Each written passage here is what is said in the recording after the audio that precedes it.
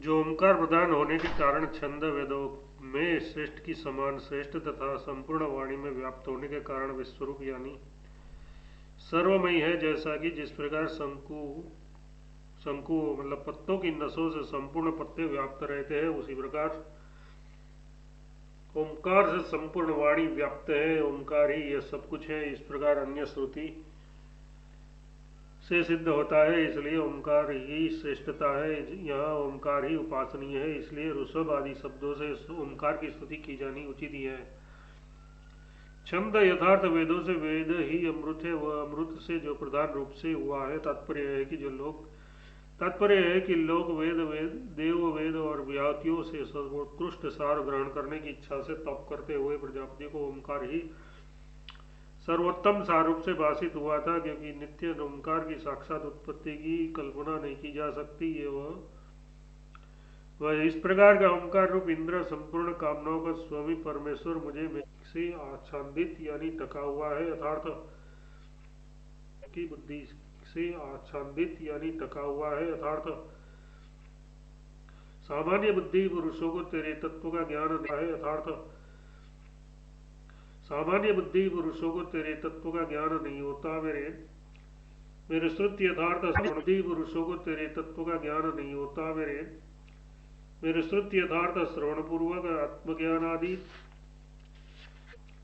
मेरे श्रुति यथार्थ श्रवण पूर्वक आत्मज्ञान आदि विज्ञान की रक्षा कर यथार्थ उसकी प्राप्ति एवं आत्मज्ञान आदि विज्ञान की रक्षा कर यथार्थ उसकी प्राप्ति एवं विस्मरणीय आदि कर ये मंत्र कर यथार्थ उसकी प्राप्ति एवं विस्मरणीय आदि कर ये मंत्र मेघागामी पुरुष के जप के लिए आदि कर ये मंत्र मेघागामी पुरुष के जप के लिए है। अब लक्ष्मीगामी पुरुष को होम के लिए मेघागामी पुरुष के जप के लिए है। अब लक्ष्मीगामी पुरुष को होम के लिए मंत्र बताए जाते हैं। अवंती लाने वाले, वितंत व विस्तार करने वाले, क्योंकि तनु धातु का अर्थ विस्तार करना ही है।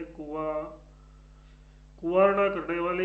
अचिरम अचिर यथार्थ शीघ्र ही। अचिरम में दीर्घ इकार वैदिक प्रक्रिया के अनुसार है, अथवा चीरम चिरकाल तक। आत्मनम मेरे लिए करने वाले, क्या करने वाले सो बताते हैं। मेरे वस्त्र गौ और अन्नपान इन्हें जो श्री सदा ही करने वाली है, उसे बुद्धि प्राप्त कराने के अनंतर तू मेरे पास ला, क्योंकि बुद्धिहीन के लिए तो लक्ष्मी अनर्थ का वही कारण होती है।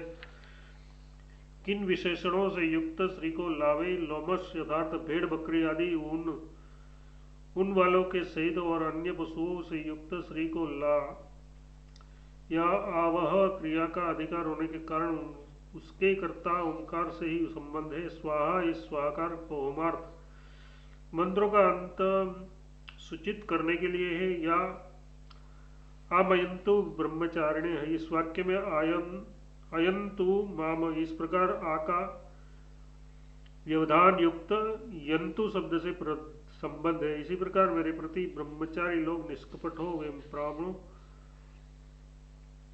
प्राणों को धारण करे, इंद्रिय निग्रह करे, मनो निग्रह करे इत्यादि। मैं जनता में यशस्वी हो। स्वाहा में अत्यंत प्रशंसनीय हो और धनवान हो। स्वाहा हे भगवान में उस ब्रह्म को सुबुद्ध तुझ में प्रवेश कर जाऊं। स्वाहा हे भगवान वह तू मुझ में प्रवेश कर। स्वाहा हे भगवान ये उस शस्त्र शाखा युक्त अर्थार्थ अनेकों भेद वाले तुझ में मैं अपनी पापाचरणों का शोधन करता हूँ। स्वाहा जिस प्रकार जल निम्न प्रदेश की ओर जाता है तथा महीने हर जर संवत्सर में अंतहीन हो जाते हैं, उसी प्रकार है दातः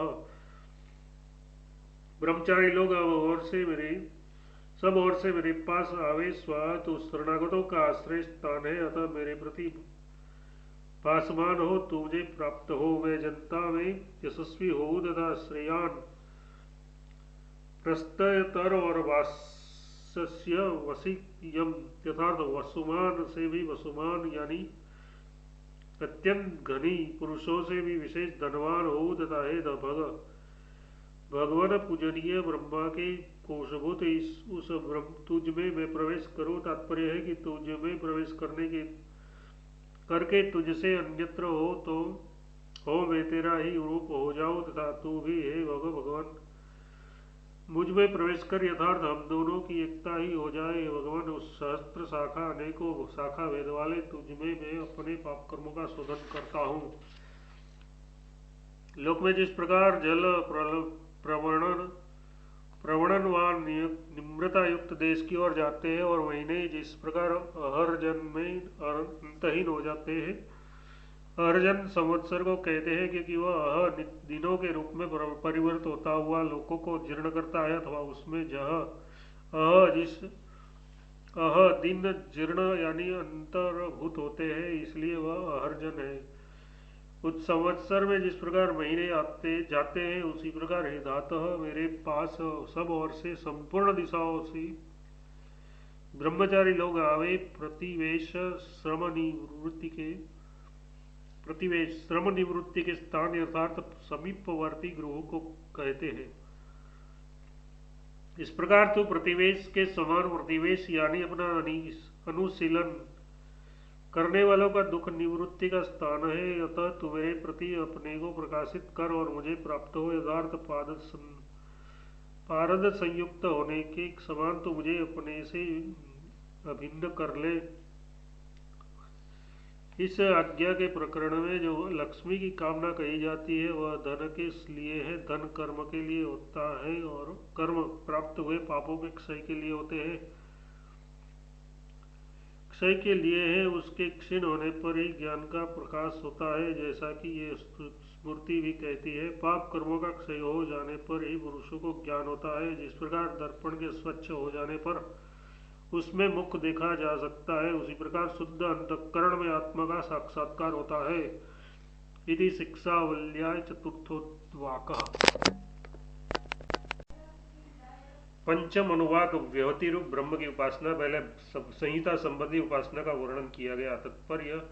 तत्पश्चात मेघा की कामना वाले तथा श्रीकामी पुरुषों के लिए मंत्र बताए गए। वे भी परंपरा से ज्ञान के उपासकों के लिए ही है। उसके पश्चात अब जिसका फल स्वराज्य है उस व्याति रूप ब्रह्म की आंतरिक उपासना का आरंभ किया जाता है। पूर्व भुवः और सुवः ये तीन व्यातियां हैं। उनमें से मह इस चौथी व्याति को महाचमस्य मतलब महाचमस का पुत्र जानता है। वह मह ही ब्रह्म है, वही आत्मा है, अन्य देवता उसके अंग अवयव है। भू यह व्याति यह लोक है, भुवः अंतरिक्ष लोक है और सुवः ये स्वर्लोक है, तथा मह आदित्य है। आदित्य से ही समस्त लोक वृद्धि को प्राप्त होते हैं। भूवः यही अग्नि है, भुवः वायु है, सुवः आदित्य है तथा मह चंद्रमा है। चंद्रमा से ही संपूर्ण ज्योतियां वृद्धि को प्राप्त होती है। भू यही रुक है, भुवः साम है, सुवः यजुर है तथा मह ब्रह्म है। ब्रह्म से ही समस्त वेद वृद्धि को प्राप्त होते हैं। भुवः यदि यही प्राण है, वो वह अपान है, सुवह व्यान है तथा मह अन्न है। अन्न से ही समस्त प्राण वृद्धि को प्राप्त होते हैं। इस प्रकार ये चार व्यातियां हैं। उनमें से प्रत्येक चार चार प्रकार की है। जो उन्हें जानता है वह ब्रह्म को जानता है। संपूर्ण देवगण उसे बलि मतलब उपसंहार समर्पण करते हैं।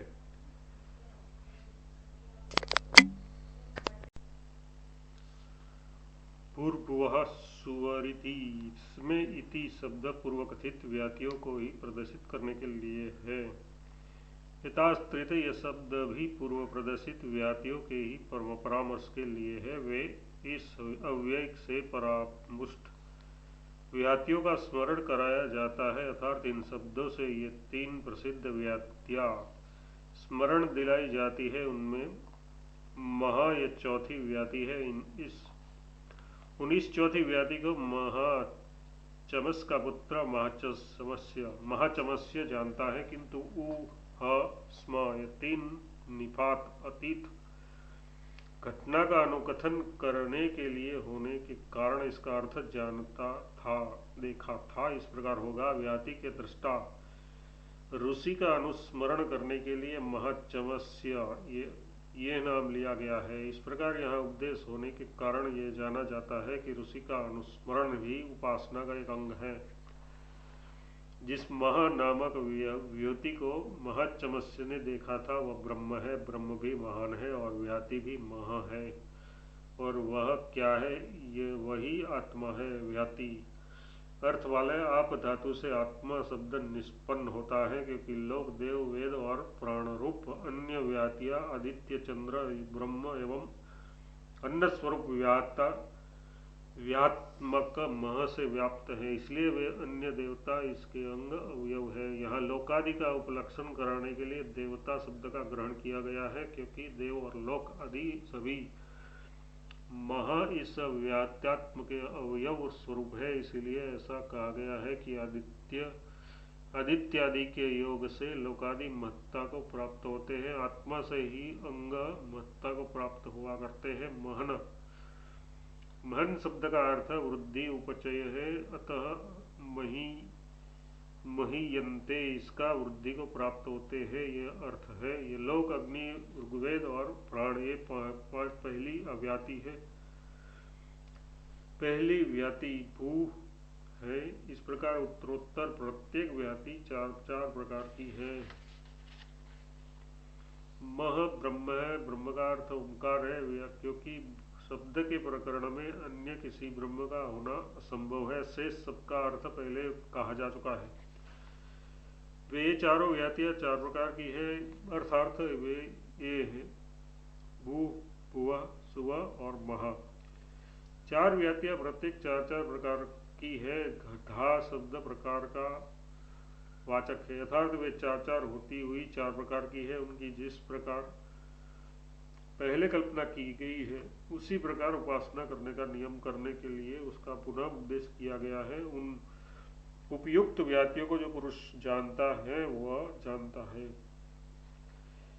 किसे जानता है? ब्रह्म को। शंका वह ब्रह्म है, वह आत्मा है। इस वाक्य का महस रूप से ब्रह्म को जान लेने पर भी उसे न जानने के समान उसे तो जो जानता है वह ब्रह्म को जानता है, ऐसा कहना तो ठीक नहीं है। समाधान ऐसी शंका नहीं करनी चाहिए, क्योंकि उस ब्रह्म विषयक ज्ञान के विषय में विशेष कहना अभीष्ट होने के कारण इस प्रकार कहने में कोई दोष नहीं है। ये ठीक है कि इतना तो जान लिया कि चतुर्थ व्याति रूप ब्रह्म है, किंतु ब्रह्म हृदय के भीतर उपलक्ष होना तथा मनुष्यों को जो जानता है ऐसा शब्द नहीं है। व्याति अनुवाद में जो उन व्यातियों को जो जानता है ऐसा वाक्य है, वह आगे बताई जाने वाली उपासना के लिए होने के कारण है तथा वाक्य है वह आगे बताई जाने वाली उपासना के लिए होने के कारण पूर्वोक्त उपासना से उसका भेद करने वाला नहीं है। उसी उपासना को आगे के लिए होने के कारण पूर्वोक्त उपासना से उसका भेद करने वाला नहीं है। उसी उपासना को आगे बतलाना क्यों इष्ट है, ये बात उसकी विशेषता नहीं है। उसी उपासना को आगे बतलाना क्यों इष्ट है, ये बात उसकी विशेषता बतलाने की इच्छा होने के कारण आदि बात उसकी विशेषता बतलाने की इच्छा होने के कारण आदि हेतुओं से पहले कह ही चुके